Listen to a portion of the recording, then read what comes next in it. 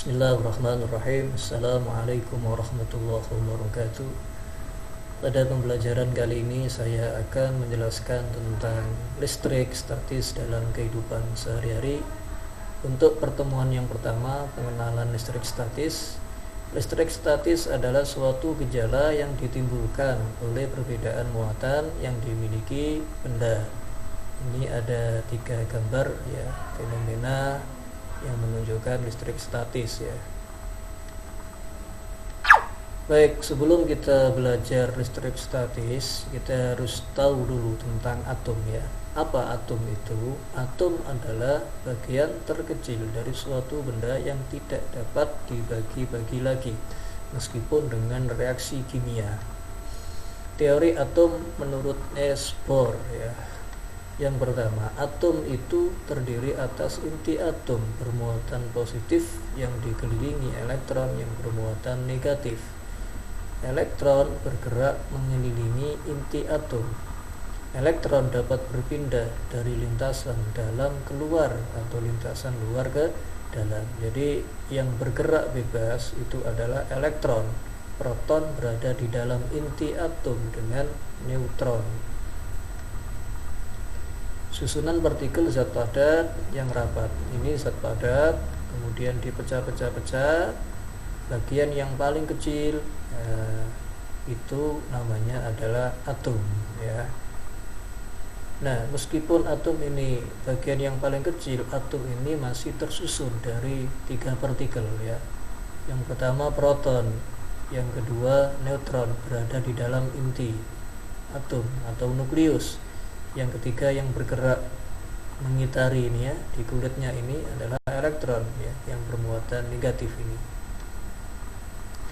Nah, teori atom ini yang harus kalian pahami ini ya. Jadi atom itu terdiri dari partikel-partikel, antara lain satu proton bermuatan positif, elektron bermuatan negatif, neutron tidak bermuatan atau nol. Proton dan neutron itu membentuk inti atom yang dikelilingi oleh elektron. Elektron dalam mengelilingi inti atom pada tingkat energi tertentu, semakin jauh dengan inti atom maka semakin kecil. Sebaliknya, kalau semakin dekat dengan inti atom maka elektronnya energinya semakin besar. Nah, tadi ada atom netral ya. Atom netral itu apabila jumlah antara proton dengan elektron ini sama ya. Kemudian atom itu bermuatan positif, itu kalau atom kekurangan elektron. Jadi jumlah elektron itu lebih sedikit dibanding jumlah proton sehingga bermuatan positif. Sebaliknya, kalau jumlah elektronnya itu lebih banyak atau kelebihan elektron ya, maka atom ini bermuatan negatif. Ini ada contoh atom helium dengan atom litium. Bisa kalian lihat ya, ini masih netral karena jumlah proton dengan jumlah elektronnya sama, 2. Ini jumlah protonnya 3, jumlah elektronnya 3, sehingga atom ini adalah atom netral. Oke. Muatan listrik pada atom seperti natrium dengan klor didekatkan, maka ada perpindahan elektron ya dari natrium ke klor. Karena ada perpindahan elektron, maka natrium ini menjadi kekurangan elektron ya. Nah, benda yang kekurangan elektron atau atom yang kekurangan elektron, maka ini menjadi bermuatan positif.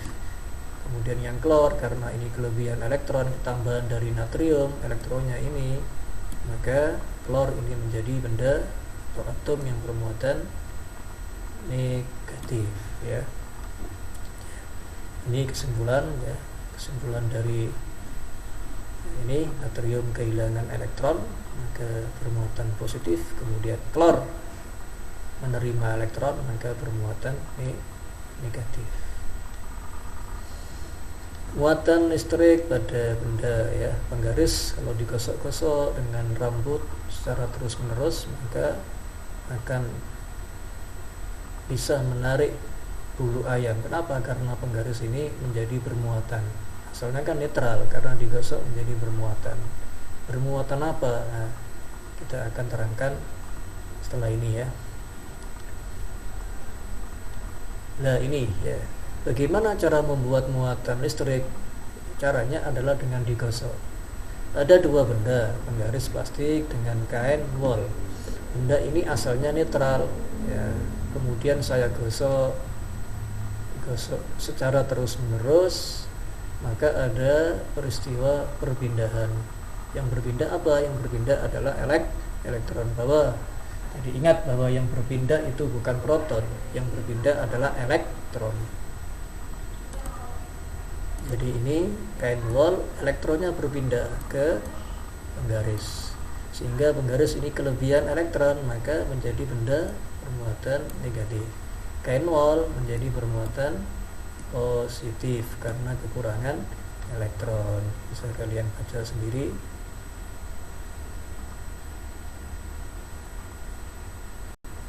Oke. Kemudian yang berikutnya, kaca dengan kain sutra, asalnya netral. Nah, lalu digosok, kemudian ada peristiwa perpindahan. Ya, perpindahan apa? Ada peristiwa perpindahan elektron dari kaca berpindah ke kain sutra, sehingga kaca ini kekurangan elektron, maka bermuatan positif, kain sutra bermuatan negatif. Nah, kita kan tidak tahu yang berpindah itu elektronnya benda apa, kan tidak tahu kan ya. Nah, ini ada deret tribolistrik ini untuk memudahkan yang berpindah itu benda apa.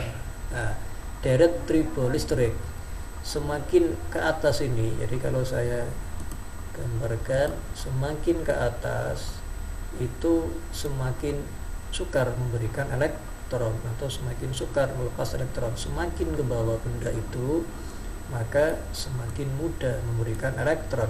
Misalkan tangan digosokkan ke styrofoam, ya, atau sebaliknya, maka tangan ini kan mudah melepas atau mudah memberi elektron.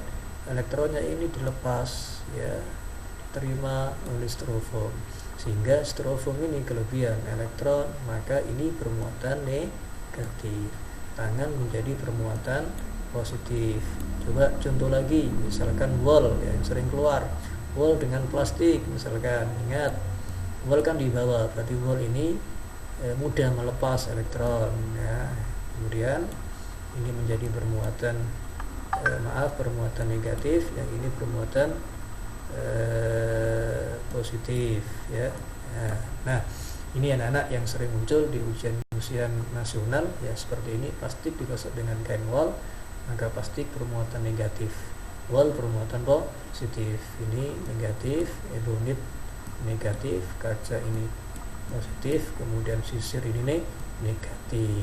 Jadi ini anak-anak ya, saya pikir sangat mudah ya. Untuk pertemuan kali ini kita akhiri, ya, nanti akan kita lanjutkan pada pertemuan berikutnya tentang elektroskop dan interaksi antar muatan. Demikian saya akhiri.